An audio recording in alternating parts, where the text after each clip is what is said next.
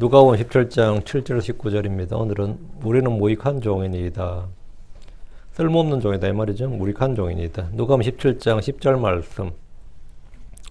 누가복음 17장 10절 말씀 같이 읽습니다.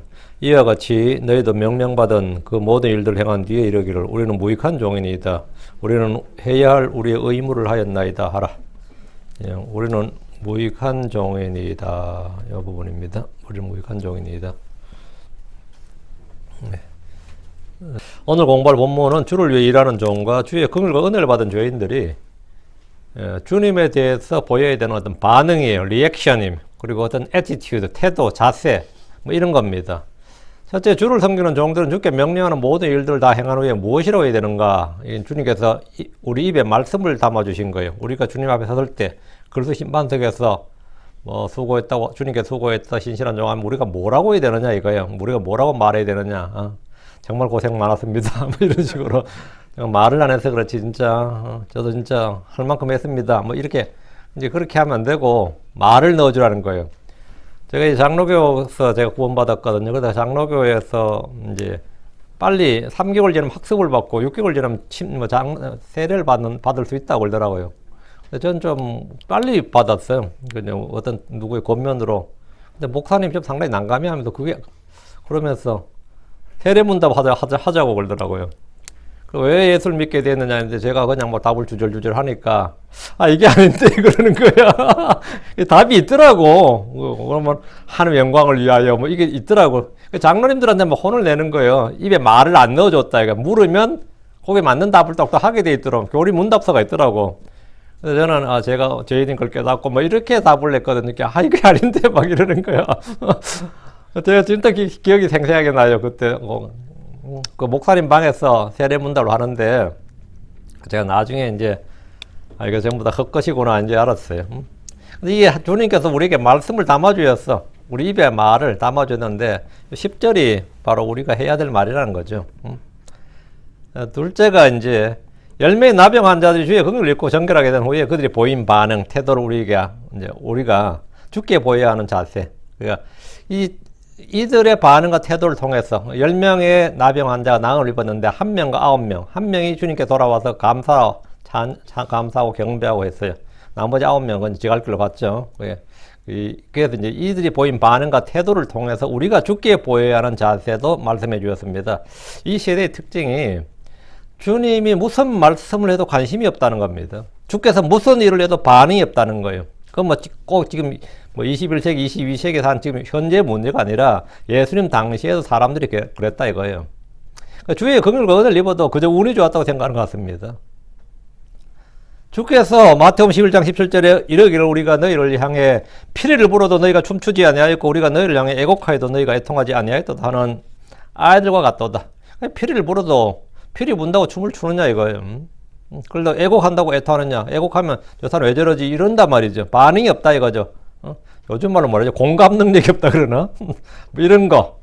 누가 울어도 저 사람 왜 저러냐. 뭐 이런 식으로. 피리를 불어도 춤추지 않고. 피리를 불어도 애곡해도 아무런 반응이 없는 아이들처럼 오늘날 크리스천들도 비슷합니다. 주의 말씀이 선포되어도 아무런 반응이 없습니다. 여러분 그러다 지옥 갑니다 그러면 또 하나 소린가 다 싶지. 지옥에 대해서 생생 뭐가 없단 말이야.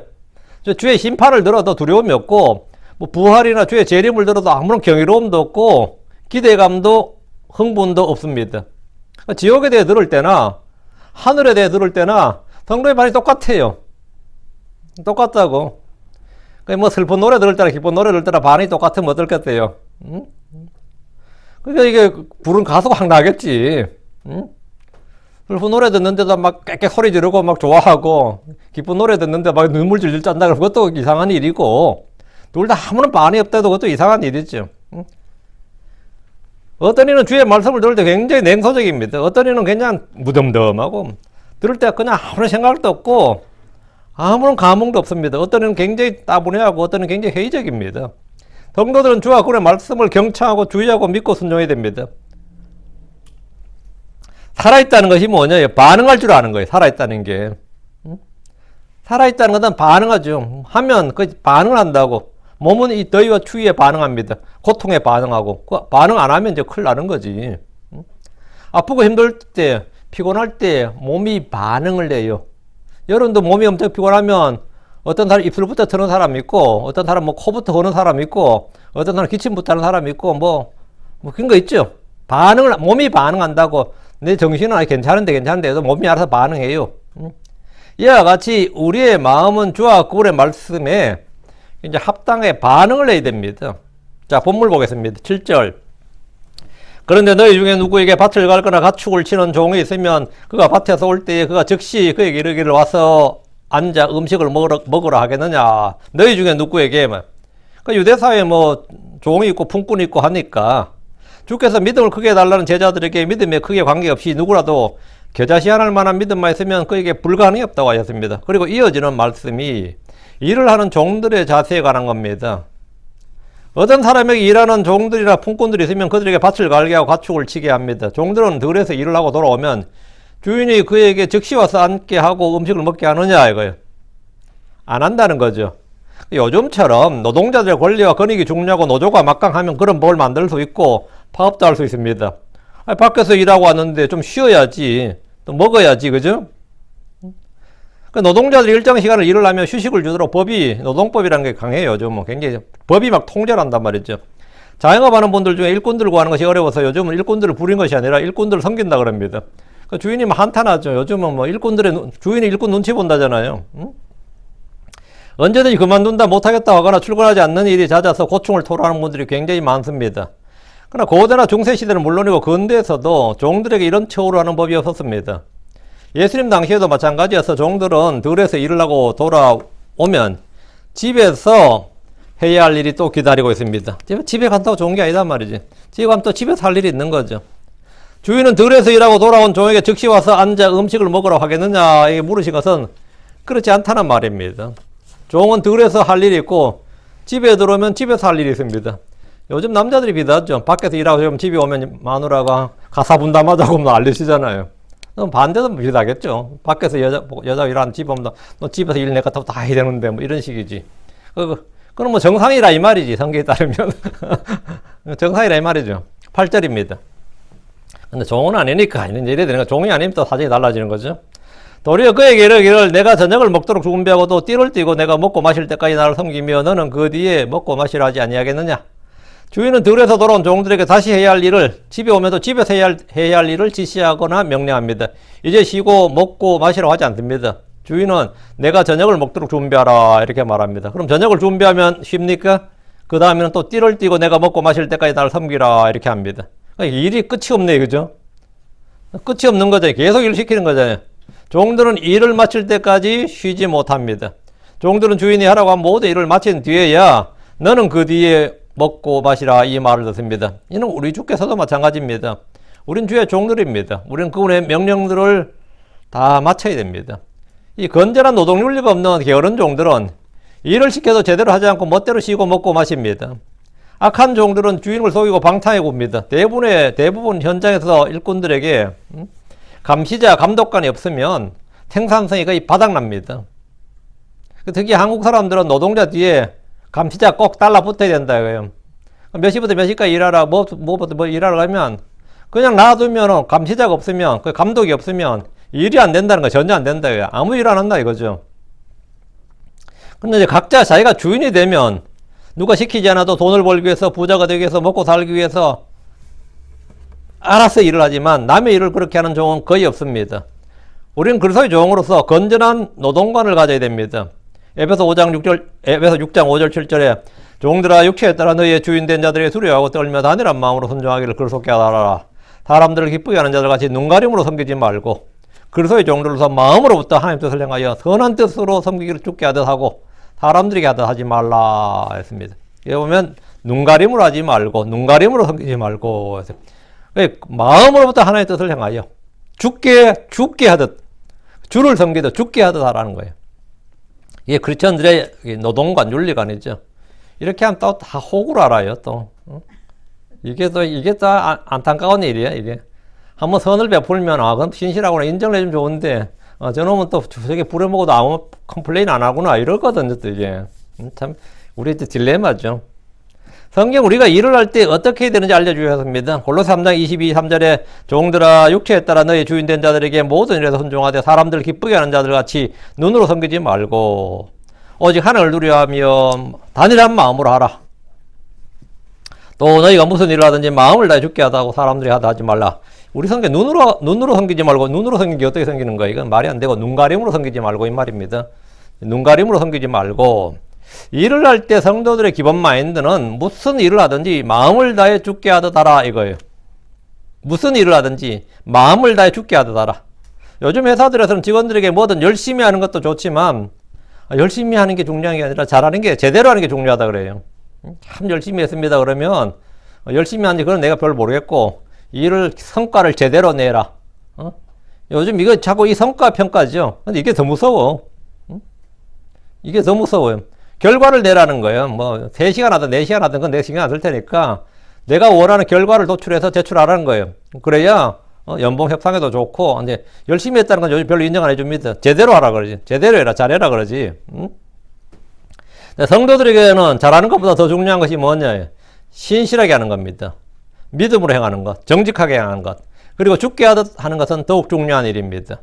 특히 교회에서 주의 일을 하는 사람들은 특별히 이런 자세, 이런 태도를 가져야 됩니다. 이 태도가 굉장히 중요합니다. 9절입니다. 그 종이 명령받은 일들을 했으므로 그가 주인이 말이야. 종에게 감사하겠느냐? 나는 아니라고 생각하노라. 우리 주님께서 나는 아니라고 생각하노라. 킹잼성기 단어가 이제 고어입니다. I trow not, trow란 단어인데 요즘은 I don't think so 말이죠. 요거 좀 잘 안 쓰는 단어입니다. T-R-O-W, trow, I trow not 이란데 나는 그리 생각하지 아니하노라 이만. 나는 그리 생각하지 않노라. 주께서 사람들에게 그 종이 명령받은 받은 일들을 했으므로 그 종에게 감사하겠느냐 이렇게 물으셨습니다. 그 주인은 종이 명령받은 일을 신실하게 수행할 때 칭찬할 수 있고 수고했다고 말할 수도 있고 이제 돌아가서 쉬라고 할 수도 있습니다. 그런데 주인이 그 종에게 감사하느냐? 종이 한 일은 마땅히 해야 될 일을 한 것이고 주인은 그에게 일을 시켰다고 해서 미안해야 할 것도 아니고 감사해야 할 것도 아닙니다. 물론 오늘날 우리는 뭐 시킨 일을 잘한 사람들에게 곧바로 감사하다고 해야 될 겁니다. 요즘은 그래요.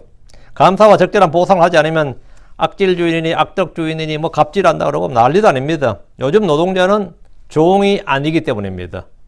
요즘 노동자는 종이 아니기 때문에. 그래 그 사람들 자기 입으로 하르잖아요. 누가 막 일 시키고 감사도 하지 않고 보상도 안 하면 뭐라 그래요? 내가 지 종인 줄 아나 무슨 부리도 다네 그렇죠. 그 말은 뭐예요? 종이나 머슴이라면 그렇게 해도 된다 이 말이죠. 종이나 머슴이라면 그렇게 해도 되는데 나는 종이 아니고 머슴이 아니다 이 말이지. 종이 아니고 머슴이 아니니까 뭐라고? 동등한 관계라 이거야. 일꾼들은 돈을 벌기 위해서 일을 할 뿐이지 종이 아니고 머슴이 아니다 이 말입니다. 그렇기 때문에 종이나 머슴 대접을 하면 굉장히 분노합니다. 반대로 그 말은 종이나 머슴이라면 당연히 감사하지도 않고 감사하지 않아도 된다, 고마워하지 않아도 된다 이 말입니다. 종은 주인이 하는 일을 다 알지 못합니다. 주인은 종에게 명령할 뿐 설명하거나 이해나 설득을 구하지 않습니다. 종은 시킨 일을 하는 것이지 종이 판단을 해버리면 안 돼요. 판단은 주인이 하는 것이지 종은 판단을 하면 안 됩니다. 누가 네 보고 판단하라 그랬냐 이거요. 너는 시킨 일만 하라 이러잖아요. 그게 종이에요. 근데 시키는 일을 했다고 감사하느냐? 그거 아니다 이거죠. 이는 우리의 생각이 잘못된 것이 아닙니다. 이건 우리 주 예수님의 생각이고 말씀입니다. 나는 아니라고 생각하노라. 만약 여러분이 주님과 다른 생각, 다른 주장, 다른 해석, 다른 철학을 가지고 있다면 그것은 주님의 오류가 아니라 여러분 자신의 오류입니다. 주께서 나는 아니라고 생각하노라 하셨습니다. 성경 어디에도 주님은 여러분 성경 창세부터 끝까지 어디를 읽어도 땡큐란 말이 없습니다. 주님이 누구에게도 고맙다 이런 말이 없어요. 감사합니다 말이 없다고. 주님은 그의 명령대로 수행한 종들에게 모든 명령을 다 수행했다고 첫 번 나온 사람이 노아죠. 주님께서 노아에게 땡큐 안 했다 이거예요. 고맙다 감사하다 하지 않았다고요. 그의 온 집에 신실했던 모세가 몇 년 일했어요? 40년. 요즘 치면 진짜 영혼을 갈아먹는 그 열정페이잖아요. 그죠? 40년을 했다면 엄청난 거 아니에요? 40년 했는데 주님께서 모세에 감사하다고 하지 않으셨습니다. 오히려 마지막에 2번 내리셨다고 난리치고 말이지. 네 충분히 이해한다. 뭐 그런 게 아니라 뭐 난리치고 네 그것 때문에 못 들어간다 그러고 말이죠. 주 예수님은 어떤 사람에게도 고맙다는 말을 하지 않으셨고, 뭐 베드로나 요한, 야곱 누구에게도 고맙다고 말을 하지 않으셨고, 주님은 그 누구에게도 미안하다고 하지 않으셨습니다. 나사로 집에 왔을 때 말이죠. 나사로 죽고 벌써 장사 다 치르고 나흘이 지났는데 아이고 늦어서 미안하다. 그런 건 없다 이거죠. 그런 건 없어요. 미안합니다. 고맙습니다. 신뢰합니다. 이런 말은 사실 우리 인간관계에서 사회생활의 기본 언어예요. 그래서 이 킨더갈튼 때부터 막 프리스쿨 때부터 가르치는 거라고. 뭐라고 해야 되지? 그러면 땡큐. 뭐, 제일 마지막에 그 킨더갈튼 가서 배우는 게 뭐예요? 뭐라고 해야 되지? 이거예요. I'm sorry. 이런 것부터 가르치는 게 기본, 이 미국에서 기본 언어인데 주 예수님은 단 한 번도 어떤 사람에게도 그런 말씀을 하신 적이 없습니다. 그런 말 한 적이 없어요. 자기보다 나이가 훨씬 많은 사람이든 뭐 어린애든 누구에도 그런 말 한 적이 없어요. 12살의 어린 나이에 모친 마리아의 허락을 구하지 않고 홀로 성전에 남았을 때 예수님을 잃어버린 마리아와 요셉은 사흘 동안이나 그를 찾아서 다시 예루살렘으로 와서 그걸 만났습니다. 이때 어땠을 것 같아요? 마리아나 요셉의 마음이 어린 실종 신고한 거예요. 이게 유괴가 됐나 실종사고 났나 뭐 이게 뭐 사고가 났나 난리도 아니었다고. 그 3일 동안 뭐 요즘 우리말로 하면 애간장이 타가지고 물어 다시 와서 예루살렘의 성주에서 그걸 만났어요. 거의 여름 같은 뭐 어때서 다리 몽둥이 부러뜨려 놓을 것 같잖아요. 아니면 좀 패도든가. 근데 주님께서 그들에게 미안합니다. 죄송합니다. 했냐? 안 했다 이거죠. 이 싸가지가 없는 거예요. 누가복음 2장 48절 49절에 아들아 내가 어찌하여 우리에게 이렇게 하였느냐 보라 내 아버지와 내가 근심하며 너를 찾았노라. 이게 마리아가 하는 말이 뭐예요? 우리가 근심하며 너를 찾았노라. 이걸 우리한테 왜 이렇게 생고생시키고 걱정시키고 이렇게 사고를 치냐 말이지. 이에 대해 주님은 조금도 미안해하지 않으셨고 다시 찾아온 그들에게 조금도 고마워하지 않으셨습니다. 누가 2장 49절에 그분께서 그들에게 이르시되 어찌 나를 찾으셨나이까 내가 반드시 내 아버지 일을 해야 함을 알지 못하셨나이까 하면서 오히려 쫑을 주네. 우리 주께서 사회성이 부족하고 인간관계에 뭐 어떤 타교성이 부족한 거냐? 전혀 아닙니다. 그분은 주 하나님이시기 때문입니다. 그분은 주이시기 때문에 그럴 일이 없는 거지. 10절입니다. 이와 같이 너희도 명령받은 그 모든 일들을 행한 뒤에 이르기를 우리는 무익한 종이니이다. 우리는 해야 할 우리의 의무를 하였나이다 하라 하십니다. 주의 종들은 주께 받은 모든 명령들을 따라 그 일들을 다 행해야 됩니다. 그 후에 주 앞에서 내가 할 말은 자기 자랑이 아닙니다. 어떤 이는 사람들 앞에서 그 한 일을 자랑합니다. 바리새인들은 사람들에게 보이기 위해서 기도하고 길게 기도하고 금식하면서 슬픈 표정을 짓고 구제할 때는 나팔을 불었습니다. 마땅히 행할 일을 하면서 보이기 위해서 자기를 의롭게 하기 위해서 행했던 겁니다. 교회에서 신실하게 일하는 자가 형제들에게 인정을 받는 것을 누가 뭐라 할 수는 없습니다. 아무것도 아닌 자, 비천한 자가 높이를 받는 것보다야 그래도 신실한 사람이 인정을 받는 것이 훨씬 더 낫습니다. 그러나 우리는 늘 자신을 낮추고 자기를 부인해야 됩니다. 주 예수님께서 수많은 이적과 권능과 표적을 행하셨지만 그분은 사람들 앞에서 진실로 내가 너희에게 이르노니 아들은 자기가 아버지께서 하시는 것을 보는 것 외에는 아무것도 스스로 할 수 없노라 이랬습니다. 나는 아무것도 스스로 할 수 없노라. 우리 주님께서 얼마나 일을 많이 하셨어요. 얼마나 크고 놀라운 일을 많이 하셨는데 사람들 앞에서 자기 자랑하는 게 아니라 나는 아무것도 스스로 할 수 없노라 이랬다고요. 자기는 완전히 뭐 아무것도 아닌 걸로. 그 주님께서 자기 부인, 자기를 낮추시는 것. 그분이 행하신 모든 일에 대한 사람들의 관심과 영광과 존귀와 칭찬을 하나님 아버지께로 다 돌리신 겁니다. 나는 스스로 아무것도 할 수 없노라. 그리고 내가 얼마나 능력이 있는 걸 보이신 것이 아닙니다. 나는 아무것도 스스로 할 수 없다고 하시면서 그분이 행한 모든 일들의 주체가 하나님이심을 밝히셨습니다. 많은 이들이 주께 영광을 돌린다고 하면서 은근 들쩍 자기를 드러내지만 주 예수님은 그렇지 않으셨습니다. 요한복음 5장 3절에 나는 아무것도 스스로 할 수 없노라. 나는 듣는 대로 심판하노니 내가 내 뜻을 구하지 아니하고 나를 보내신 아버지의 뜻을 구함으로 내 심판은 의로우니라. 나는 아무것도 스스로 할 수 없노라. 이게 우리 주님의 말씀이 자기 고백이에요. 난 아무것도 스스로 할 수 없노라. 주님께서 여러분 얼마나 많은 병자를 고치셨어요. 얼마나 많은 표적과 이적과 권능을 행하셨냐고. 근데 사람들이 와와 할 때 주님 한 번도 그러죠. 나는 아무것도 스스로 할 수 없노라. 나는 스스로 아무것도 할 수 없노라 하셨습니다. 이것은 과장된 겸손이 아니라 자기를 낮추고 부인하신 겁니다. 실로 우리는 주 하나님 없이는 아무것도 할 수 없습니다. 누구든 하늘로부터 주시지 않으면 아무것도 받을 수 없습니다. 요한복음 3장 27절에 하늘에서 주지 아니하시면 사람이 아무것도 받을 수 없느니라 하십니다. 여러분이 가진 모든 것은 주께 받은 겁니다. 여러분이 지금 소유한 모든 것은 그게 뭐 외모든 재능이든 뭐든 간에 그건 전부 다 주께 받은 거예요. 여러분 자랑할 게 하나도 없습니다. 그냥 감사합니다지. 내가 가진 것, 내가 하는 일 중에 내 힘으로 내 스스로 한 것이라고는 전혀 없습니다. 주님은 제자들에게 요한복음 15장 5절에 나는 포도나무에 너희는 가지니라 사람이 내 안에 거하고 내가 그 안에 가며 바로 그 사람은 많은 열매를 맺나니 나 없이는 너희가 아무것도 할 수 없느니라. 그럼 너희가 뭘 한 건 다 뭐라고요? 예, 나 없이는 너희가 아무것도 할 수 없노라 했으니까 다 주님께서 행하신 거다 이거예요. 주님께서 행하신 거다 이거예요. 이 말은 제자들이 사도들의 표적들을 행하고 주의 말씀을 선포할 때 그리스도의 증인으로서 사역할 때 그들 자신을 전혀 드러내지 말라는 겁니다. 전혀 드러내지 말라고.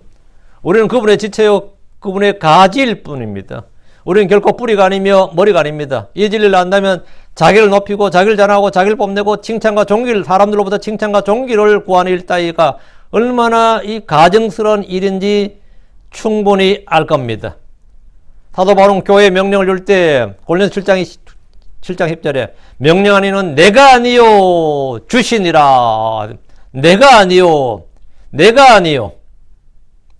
그는 자기 의견이나 자기 주장이나 자기 철학이나 자기가 배우고 깨달은 것을 바탕으로 말하고 가르친 것이 아니라 주께서 말씀하시고 명령하신 것, 주께 받은 것을 말하고 기록했다 이거예요. 내가 너희에게 가르친 것은 전부 다 주께서 말씀하시고 명령하신 것이다 이거. 그럼 내가 너희에게 기록한 것들이 뭐 주의 명령인 줄 알지니라 한 거예요. 우리가 사도 바울의 철학 이런 건 없습니다. 크리스천들에겐 그런 거 없어요. 사도 바울의 철학, 사도 바울의 교리, 사도 바울의 신앙 이런 건 없어요. 왜? 바울 자신이 자기를 주장하지 않았다. 한 번도 자기를 주장하지 않았단 말이지.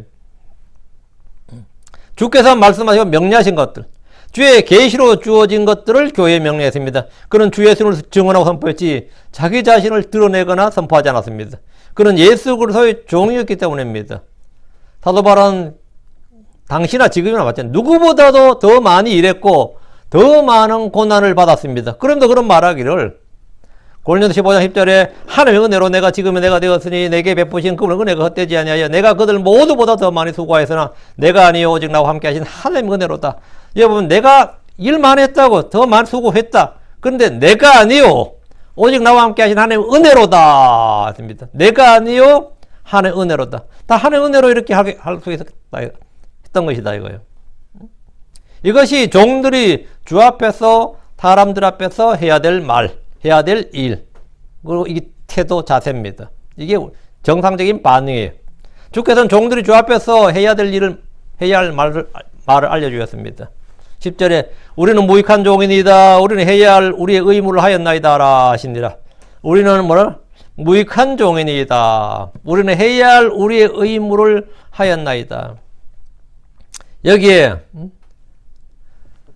욥기 20장 22절에 보면 욥기에 지혜로운 자가 자기를 유익하게 하는 같이 사람이 하나님을 유익하게 할 수 있겠느냐? 사람이 하나님을 유익하게 할 수 있겠느냐?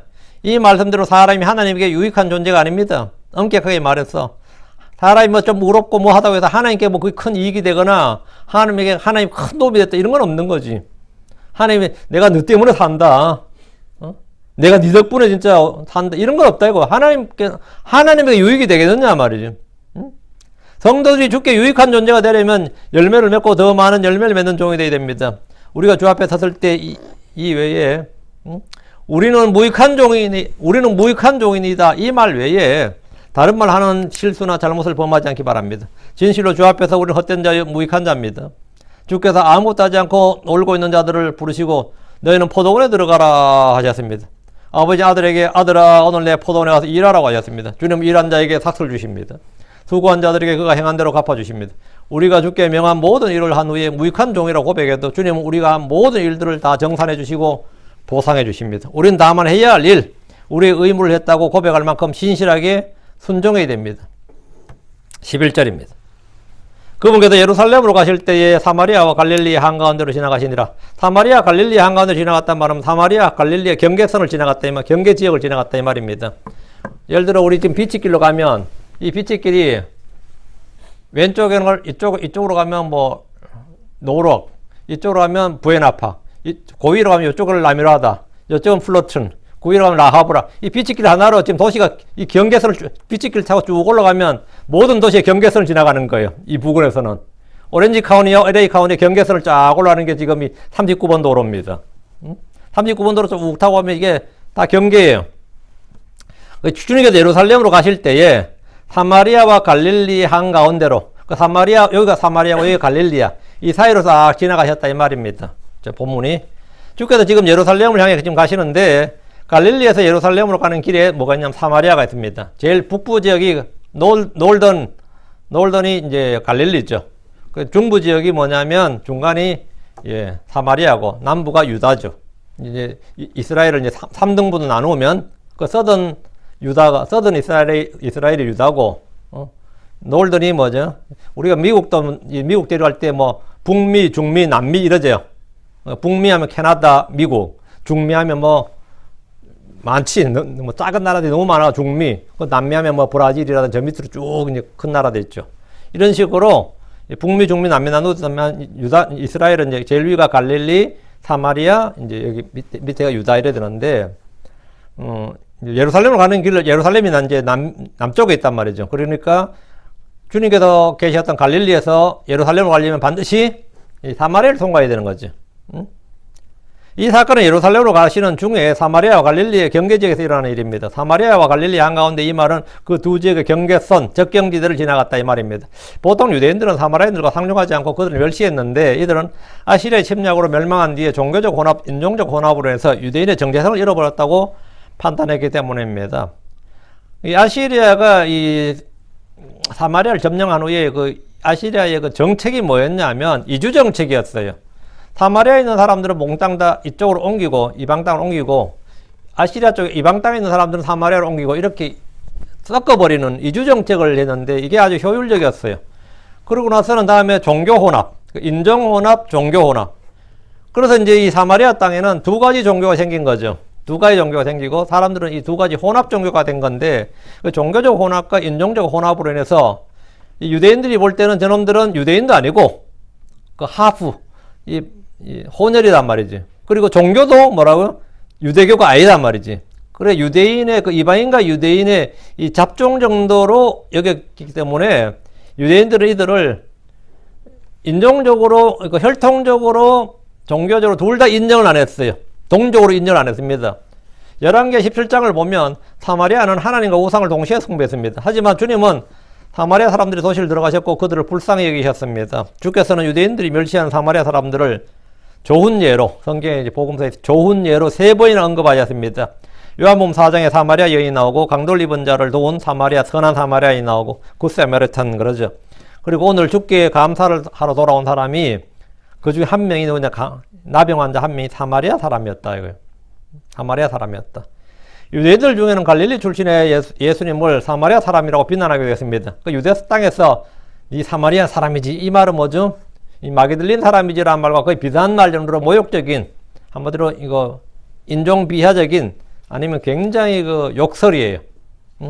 그 한국 사람들, 한국 사회에서 뭐 1960년대 70년대 너 빨갱이지 그건 뭔 거죠? 아니면 너 쪽발이지, 쪽발이 알아요? 일본 사람이지 이 말입니다. 일본이 왜 쪽발이지? 하여튼 너 쪽발이지, 너 짱깨지 그러면 짱깨 중국이거든. 그 사람들 다 우리나라 사람들보다 다 자기들 우라고 생각하는데 한국에서만 그래요. 그렇지. 유대사에서 네 사마리아인이지 그러면 이건 굉장한 뭐지? 굉장히 그 욕이에요. 그 예수님한테 열받은 사람들이 뭐라 그러냐면 요한복음 8장 48절에 이에 유대인들이 응답하여 그분께 이르되 너는 사마리아 사람이요 마귀 들린 자라고 우리가 말하는 것이 옳지 아니하냐? 우리가 뭐 틀린 말이었냐? 네 사마리아 사람 맞잖아. 네 갈릴리 사람이라고 그러지 사실 사마리아 사람이지. 뭐 이런 거예요. 그 네 성령 충만 뭐 개풀 뜯어먹는 소리 안 해. 네 마귀 들린 거야. 이런 거예요 지금. 그 유대인들 열받으니까 막 예수님한테 막 험담할 때 너는 사마리아 사람이요 마귀 들린 자라고 우리가 말하는 것이, 우리가 그렇게 말하는 게 뭐 틀린 말이었냐? 나는 뭐 옳은 말만 해야 하는 사람도 있죠. 난 틀린 말을 안 해. 나는 할 말은 다 해. 뭐 이런 사람 있죠. 그 지 주장만 막 하면 무조건 옳다고 생각하는 거예요. 그놓고 틀렸다 그러면 안 해요. 난 틀린 말을 안 해. 나는 입 빠른 소리만 하지. 이런 놈들 진짜 상대하기 힘들지. 이런 인간들 상대하려면 힘들어요. 그 욕을 하면서 그런 거야. 네 사마리아 사람이고 막이 들렸는데 뭐 우리가 뭐 틀린 말 했냐. 나는 뭐 할 말 한다. 난 내가 생각해서 옳은 말 한다. 뭐 이런 거예요. 그러니까 유대인들에게 사마리아 사람이란 말은 이 사람 모욕하고 비하할 때 쓰는 말이었다 이거예요. 그러니까 사마리아인들이 유대에서 어떤 치료를 받았는지 알겠죠? 12절입니다. 그분께서 어떤 마을로 들어가심에 나병 환자 10사람이 그분을 만나 멀찍이 떨어져서 주께서 어떤 마을로 들어가셨는데 이 나병 환자들 10사람이 떼거리로 몰린 거예요. 한 명, 두 명이 아니고 왕창. 그분을 만났는데 예수님 옆에 사람들이 많으니까 예수님 곁에 오지를 못하는 거예요. 10명 할 때 10은 보통 이제 이방인의 숫자로 쓰이면 누가 보면 열무나 10명 이렇게 10이 많아요. 예, 이 젠틀 넘버가 10이야. 10진법이거든. 이스라엘은 7진법 있죠.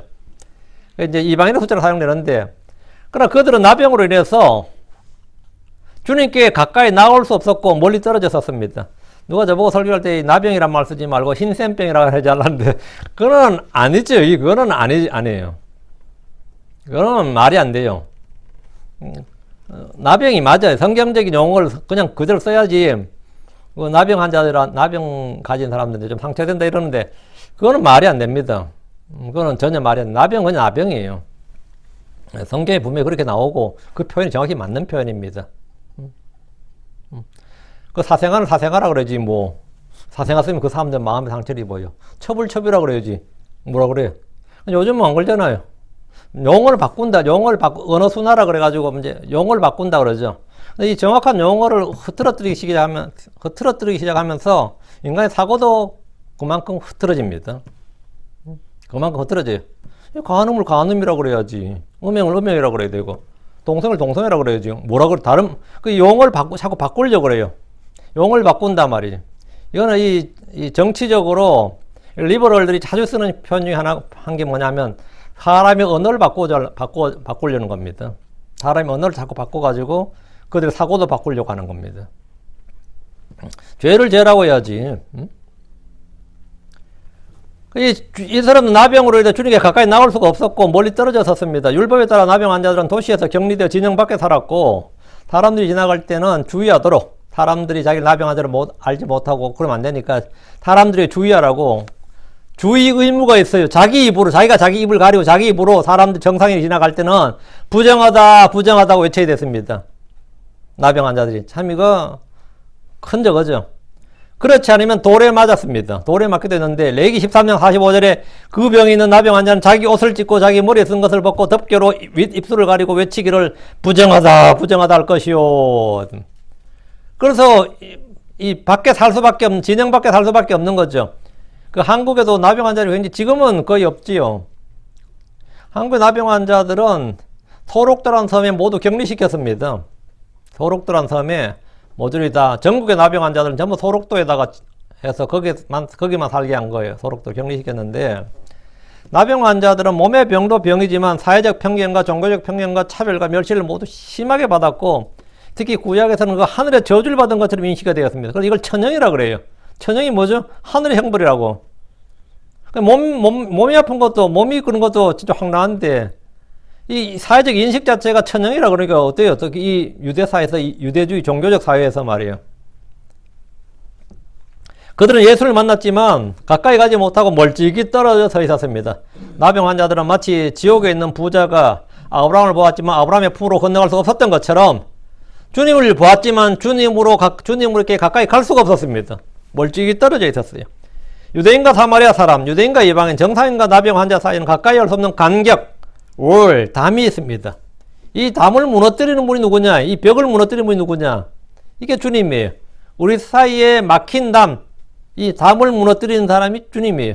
지금 세계 곳곳에도 인종, 종교, 성별, 전통, 언어 등 다양한 장벽과 갭으로 서로 가까이 할 수 없는 사람들이 많이 있습니다. 하나님과 죄인, 특히 하나님과 이방인들은 멀리 떨어져 있습니다. 13절입니다.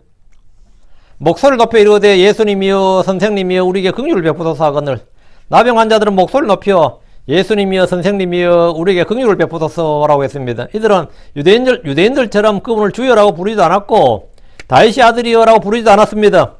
보통 이어를 복음서에 보면 예수님 부를 때 뭐라고 합니까? 다윗의 자손이여 하든지 뭐 주여 하든지 다윗의 아들이여 뭐 이렇게 부르죠.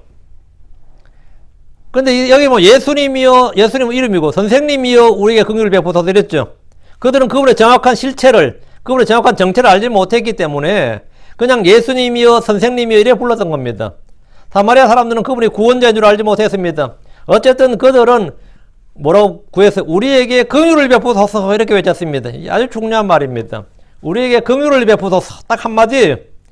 이것이 그들의 간구요 기도입니다. 우리에게 긍휼을 베푸소서. 그러면 뭐 나병을 낫게 해주소서든지 뭐 우리에게 가까이 오서 하면 손을 얹어 주소서 이런 게 아니고 그냥 have mercy on us. 우리에게 그냥 긍휼을 베풀어 주소서. 이게 이 한마디가 전부예요. 그렇죠? 우리에게 그냥 긍휼을 베풀어 주소서. 이 한마디는 그들의 마음속에 모든 소원과 염원과 열망을 가장 간략하고도 분명하게 표현한 겁니다. 딱 한마디로 표현한 거예요. briefly. 아주 간략하게 한마디로. 그럼 이렇게만 말하면 주님은 그들이 무엇을 원하고 무엇을 구하는지 무엇이 필요한지 충분히 다 아십니다. 주님은 오해가 없으시고 오류가 없으시고 실수가 없으시고 잘못이 없으십니다.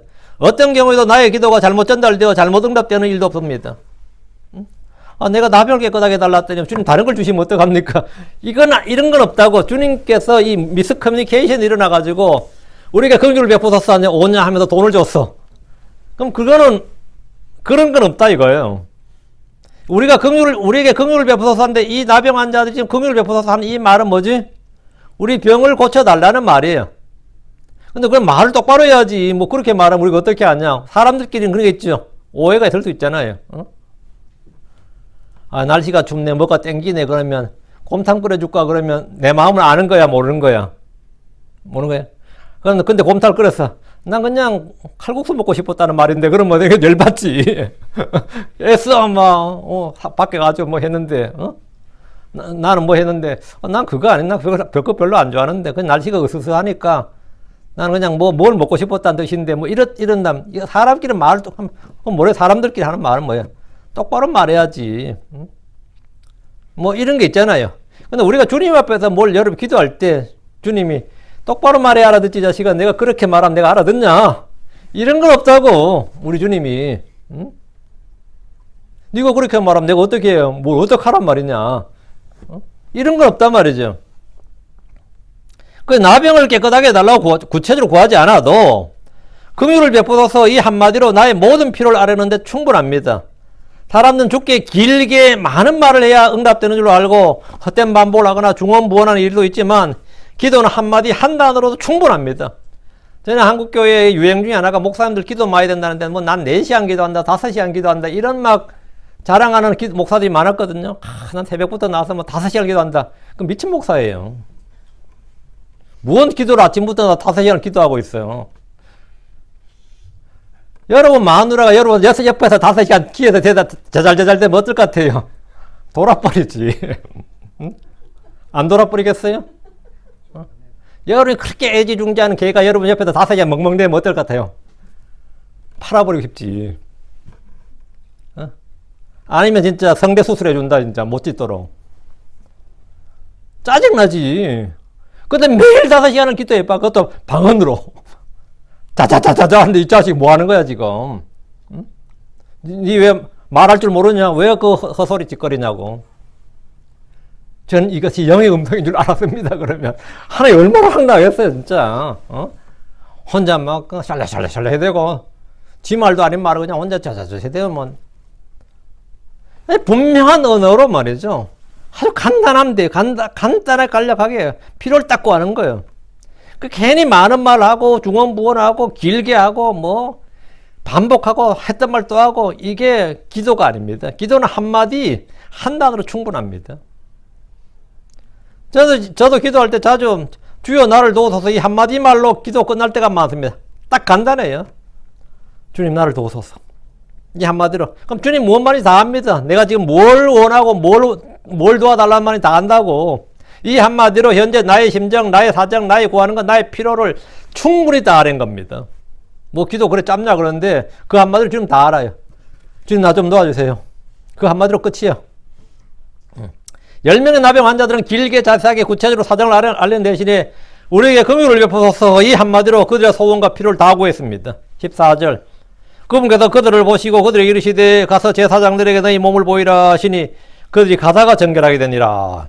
주님은 그들의 한마디 간구에 곧바로 응답해 주었습니다. 가서 제사장들에게 너희 몸을 보이라. 이것은 율법이 다른 겁니다. 레위기 14장 2절에 나병 환자를 정결하게 하는 날에 그에 관한 법은 이러할지니라. 그를 제사장에게로 데려갈 것이요. 나병이 있다가 나병이 낫게 되면 제사장에 가서 이제 인정을 받는 거예요. 그리고 이 나병 환자가 나으면 이 정결례가 있습니다. 정결례가 율법에 따라 정결례가 있어요. 그 나병 환자에게 있던 나병이 나면 제사장은 율법에 따라서 행할 의식이 있는데 레위기 14장에 자세히 나옵니다. 뭐 새 2마리를 잡아서 이런 게 나와요. 하나는 흐르는 물에 씻을 것이고 뭐 이런 게 쭉 나오는데 주께서는 그들에게 가서 제사장들에게 가서 제사장들에게 너희 몸을 보이라는 것은 율법에 따라 행해야 할 일을 하라 이 말입니다. 그럼 주의 말씀대로 제사장들이 가다가 정결하게 되었습니다. 가다가 정결하게 되었다는 거예요. 주님은 그들에게 손을 얹은 것도 아니고 안수한 것도 아니고 약을 주신 것도 아니고 특별히 치료법을 말씀해 주신 것도 아니고 뭐 하면 며칠 뒤에 나으리라 이런 식으로 뭐 치료법을 주신 것도 아니고 아니면 다른데 복음서 다른데 내가 원하니 깨끗할지어다 이렇게 말씀하신 것도 아니고 주님은 그들이 가서 제사장들에게 너희 몸을 보이라 하셨습니다.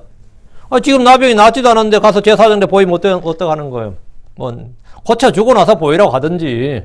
근데 가서 제사장들에게 너희 몸을 보이라 이게 주님께서 그들이 긍휼을 베풀어 달라고 하니까 답이었습니다. 그들은 나은 후에 제사장들에게 간 것이 아닙니다. 주의 말씀대로 가다가 정결하게 나왔습니다. 이것이 말씀의 권능이고 주의 권능입니다. 그들은 비록 부정한 자의 주께 가까이 가지도 못한 채 멀찍이 떨어져 서 있었지만 주의 말씀에 믿음으로 순종했던 겁니다. 말씀을 믿는 자 안에서 효력있게 일합니다. 믿음은 바라는 것들의 실체입니다. 그들이 바라던 것은 나병에 치유였고 부정함으로부터 정결하게 된 것이었습니다. 그들이 믿음으로 순종했을 때 그들의 바라는 것이 그들의 몸에 그대로 실체가 되었습니다. 14절 다시 그들이 가다가 정결하게 되니라. 주님이 행하신 대부분의 다른 표적 이적들은 그 자리에서 즉각적으로 치유가 일어났습니다. 그러나 이들 10사람의 치유는 현장에서 즉각적으로 일어나지 않았고 다른 사람들이 볼 수도 없었습니다. 다른 사람들이 주님이 계셨던 그 자리에서 그들이 정결하게 된 것이 아니라 그들이 그 자리에서 정결하게 되었으면 어때요? 사람들이 전부 다 할렐루야 하고 또 하나님의 큰 권능이 일어났다 뭐 이런 게 되잖아요. 근데 다른 사람이 볼 수가 없었다고. 왜? 그들이 제사자로 가다가 그들이 가던 길에 정결해서 그들만 아는 거예요. 그리고 이제 그들이 제사장에 가면 제사장들이 나병이 나은 사람이 왔구나 이러는 거고 가족들이 가면 나병이 나았네 이제 이렇게 나중에 알게 되는 거죠. 그러니까 주님이 계시던 그 자리 사람들은 몰랐다고. 요거는 성도들이 큰 교훈을 줍니다. 우린 주의 말씀을 듣고 믿음으로 순종하는 가운데 그 일이 성취되는 경우가 많습니다. 인내로 기다리는 중에 주의 응답이 오고 구했던 것을 받는 경우가 많습니다. 우린 즉각적인 응답을 원하지만 주님은 말씀을 주시고 명령을 주실 뿐입니다. 주의 말씀을 믿고 순종하는 자는 가다가 복을 받습니다. 가다가 행하다가 순종하다 복을 받는다고요. 믿고 행한 자는 열매를 맺습니다. 믿는 자는 승리합니다. 주의 말씀을 듣고도 그들이 만약 제사장에 가지 않았으면 그건 정결하게 되지 않습니다. 들었으면 믿어야 되고 믿으면 행해야 됩니다. 이와 같은 구약의 예가 있습니다. 시리아에서 이스라엘로 자기 병을 고침받으러 온 유명한 나병 환자가 있습니다. 아시죠? 그의 이름은 나만이었고 시리아에서 유명한 장군이었습니다. 왕이 아끼던 유명한 장군이었어요.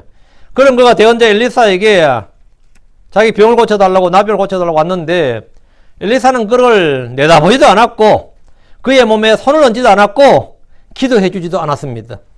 엘리사는 사자를 그에게 보내 가서 요르단에서 7번 씻으라. 그리하면 내 살이 다시 나와 내가 정결하게 되리라 이랬습니다. 이 말들은 이 나만 장이 분노했어요. 나를 만나지도 않고 기도해주지도 않고 안수해주지도 않고 뭐 이렇게 주님께 뭐 이렇게 뭐 하는 것도 아니고 얼굴도 안 보고 한 말이 요르단강에 가서 7번 씻으라는 거예요. 내가 나만으로 열받지 안 받겠어요? 가서 네 나병인데 목욕이나 요르단 강물에서 목욕이나 하고 가라 그러면 어때요? 그것도 한 번도 아니고 7번 하래. 니 더러우니까 7번 목욕이나 7번 하고 가라 그러니까. 그래야면 내 살이 다시 다 정결해야 되니까 나만이 완전 뒤집어진 거예요. 이 말 듣고. 굉장히 모욕감을 느낀 거죠. 그래 엘리사가 나와가지고 자기가 그래도 명색이 장군이잖아요. 그 나라에. 또 그 유명한. 뒤에 엘리사가 뛰어나와서 말이죠. 서서 주 자기 하나님 이름을 부르면서 그 부위에 손을 얹고 기도해 주길 바랬던 거죠. 기도해 주길 바라고. 그래서 나병을 다 회복시켜 줄 줄로 생각하고 그렇게 기대하고 왔는데 얼굴도 안 비춰오고 말이지. 대인자 엘리사가 그를 위해서 기도해 주지도 않았고 안수해 주지도 않고 심지어 만나 주지도 않았고 요르단 강물에 가서 7번 씻으라고 하니까 이것은 몸이나 씻고 몸이나 깨끗이 씻고 네 나라 다시 돌아가라 이 말인데 굉장히 크게 모욕감을 느꼈어. 그래 분노해서 요르단강에서 씻고 나을 병이라면 시리아에 있는 다마스쿠스의 아바나 강이나 바르빌 강이 훨씬 더 나은 물이라고 하면서 돌아서서 분노하면서 떠나갔습니다. 왜? 자기가 기대하는 게 있잖아요. 사찬뜩 기대하고 왔는데 자기가 기대하는 답하고 너무 다른 뭐가 나오니까 사입이네. 이까지 괜히까지 마차 몰고 왔다가 헛고생했네. 이래 된 거죠. 헛고생했네. 그건 하나님의 사람으로부터 치유의 방법을 들었지만 믿질 않았습니다. 믿지 않으니까 순종하지 않았습니다. 그 나만 장군의 종들이 그에게 와서 지금 여기까지 왔는데 헛걸음할 게 아니라 병이 나을 수가 있다면 요르단 강물이 아니라 뭐 똥물을 마시라고 해서도 장군이 안 마셔야 될거냐. 지금 똥 오줌 가릴 판국이냐. 지금 이 판국에 요르단 강물에 몸을 씻는 것이 뭐 어려운 일이냐 이러면서 이 장군을 설득을 했어요. 종들은 장군에게 일단 하란 대로 한번 해보자. 순종을 권면했습니다. 열왕기 5장 14절에 이 예그가 내려가서 하나님의 사람의 말대로 요르단 속에 7번 몸을 담그니 그의 살이 다시 나와 어린아이의 살같이 되고 그가 정결하게 되었더라. 이것이 말씀에 순종한 결과입니다. 10명의 나병 환자들의 부르짖음을 들으신 주님께서는 그들에 가까이 오지 않으셨고 그들의 몸에 손을 대지도 않으셨습니다. 그들을 위해 따로 기도해 주지도 않으셨습니다. 다만 그들에게 명령을 주셨을 뿐입니다. 주의 말씀은 비록 나의 생각과 다르고 내가 기대한 것과 다르고 내가 이해가 되지 않는다 해도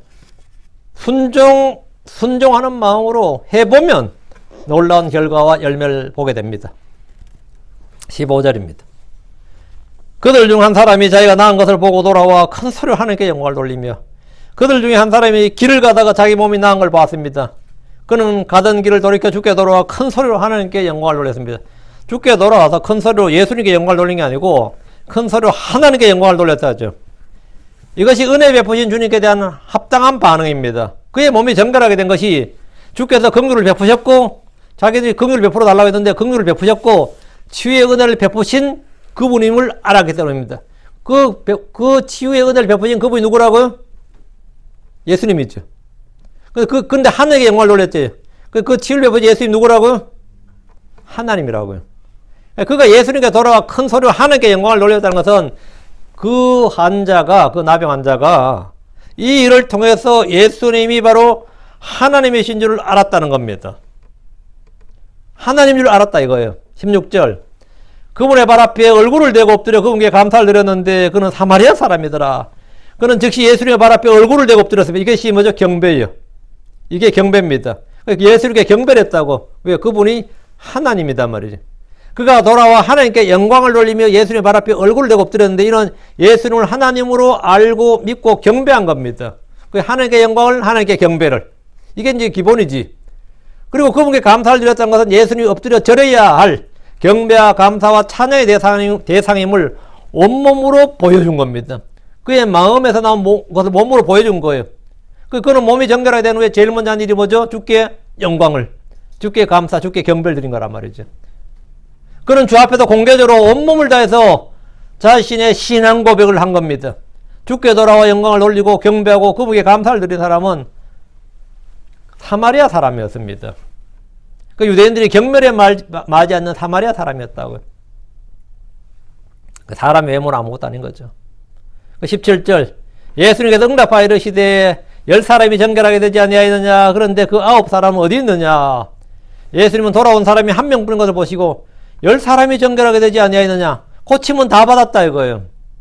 주님은 이미 아시는 거예요. 그들이 언제 어디서 고침을 받았는지 다 아시는 거지. 10사람이 정결하게 되지 아니하였느냐. 맞죠? 10사람이 모두 정결하게 되었습니다. 그들에게 병이 나은 기쁨은 이루 말로 다 할 수 없었을 겁니다. 그러나 9사람은 죽게 돌아오지 않고 그들이 가던 길로 갔습니다. 이것이 사람의 인심입니다.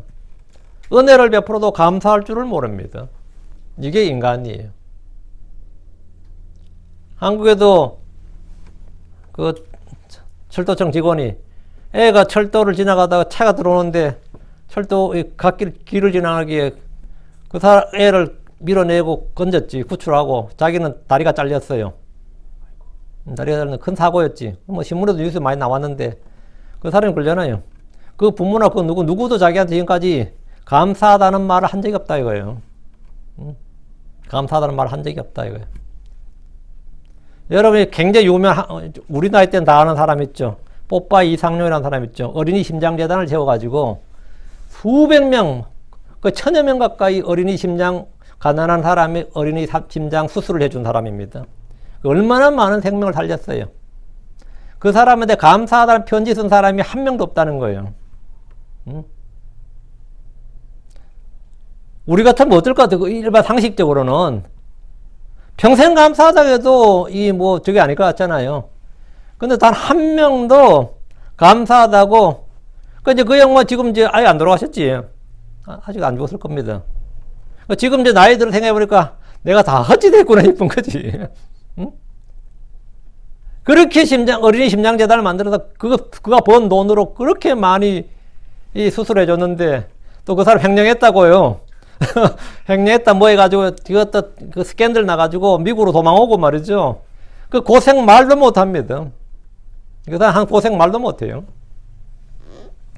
그러니까 인간이란 것이 그런 사람도 그럴 거예요. 인간이란 것이 선을 베풀 가치가 없는 존재들이구나 이런 생각이 들 거야 아마. 이게 사람 인심이에요. 예수님도 마찬가지죠. 이 10사람에게 베풀면 한 사람이 돌아온 것도 사실은 큰 수확이에요. 10사람에게 은혜를 베풀면 한 사람이 돌아오면 그게 큰 저거예요. 18절입니다. 이 타국인 외에는 하나님께 영광을 돌리러 돌아온 자들을 찾지 못하였다 하시고, 그럼 사마리아 사람을 뭐라고 그러죠? 지금 타국인이라고 그러죠. 그 당시에 유대사에서나 갈릴리사에서 사마리아 사람이 어떤 취급을 받은지 알겠죠. 주님께서 타국인이라고 해서 인정한 것보다도 너희들이 타국인이라고 그러고 이방인이라고 그러고 이교도라고 생각하는 이 사마리아 사람이 이 말이에요. 이 타국인 외에는 하나님께 영광을 돌리러 돌아온 자들을 찾지 못하였다. 오히려 주님 믿는다 그러고 뭐 한다는 사람들이 더 뭐 한 거죠? 엉망이다 이 말이죠. 뭐 율법이 어쩌고 바리새인이 뭐 어쩌고 다 아무것도 아니다 이거죠. 실제로 위기가 닥쳐보면 나 침례교인이야 뭐 킹제임스 성경 믿는 사람이 그거 실제 아무것도 아닙니다. 실제 어떤 일을 닥쳐보면 알아요. 닥쳐보면 내가 여기서 순복음교인이 오히려 사람이 낫네. 내가 어떤 노인명 갔는데 그분이 아파서 침대에 누워있더니만 자기 교회 성도를 찾아오는 게 아니라 자기가 평소에 믿음 별로 좋지 않다고 좀 멸시했던 사람이 찾아와서 음식 해주고 밥 해주고 기도해주고 자기 집 청소해주고 하더라는 거예요. 어떤 목사님도 그랬어요. 자기가 발이 다쳐가지고 굉장히 어려움이 닥쳤는데 자기가 아주 목사처럼 생각 안 했던 목사가 구제연금 보내고 얘가 잘 깜짝 놀라가지고 내가 그 다음에 어떻게 처치해야 될지 모르겠더라. 오히려 친했다가는 목회자 모임에 늘 나타나는 목사들은 아무도 자기한테 뭘 해준 게 없는데 자기가 생각할 때 자기가 평소에 아니라고 생각했던 사람이 오히려 이게 뭐 해가지고 자기가 나한테 그러더라고. 야 이거 어떻게 처신해? 그분한테 내가 어떻게 처신해야 될지 모르겠다. 뭐 어떻게 처신해? 미안하다 그러고 사과해야지. 그리고 또 감사하다 그러고. 응? 인간은 외모로 판단할 게 아닙니다. 사람 외모로 판단할 게 전혀 아니에요. 저 사람이 별 적이 있겠지. 이뻐도 사건 사고 터져보면 인간을 겪어봐야 알아요. 인간을 겪어봐야. 평소에야 뭐. 평소에야 별소리 다 하지. 근데 뭐 돌아서면은 진짜 악한 놈들 많죠. 이게 마찬가지입니다. 이 9놈, 이 9놈이라면 이상한데, 이 9사람들, 이게 나중에 십자가 못 박으라고 했던 놈들 아닐까 싶어. 분명히 이 놈들 중에 분명히 몇 놈은 그런 십자가에 못 박아서 하고 같이 난리 쳤던 놈일 것 같아. 그러니까 이를 주님께서 이를 통해서 보여주신 게 뭐냐 이거.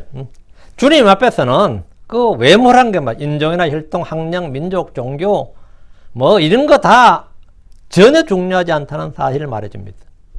전혀 중요하지 않다. 19절. 그에게 이르시되 일어나 내 길로 가라. 내 믿음이 너를 온전하게 하였느니라 하시니라. 주께서 일어나 내 길로 가라 하셨는데 그는 이제 자유로이 걸을 수 있습니다. 자유로이 걸을 수 있어요. 어디든지 갈 수가 있습니다. 왜? 이제 나병이란 게 안고 다니단 말이죠.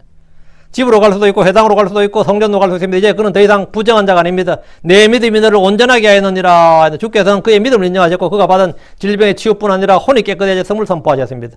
그의 혼은 믿음으로 온전하게 되었습니다. 그는 주께 감사하러 돌아와서 그분을 경배하고 믿음의 고백을 했습니다. 주께서는 그의 믿음을 인정해 주셨습니다. 예, 오늘 여기까지. 예. 기도합시다.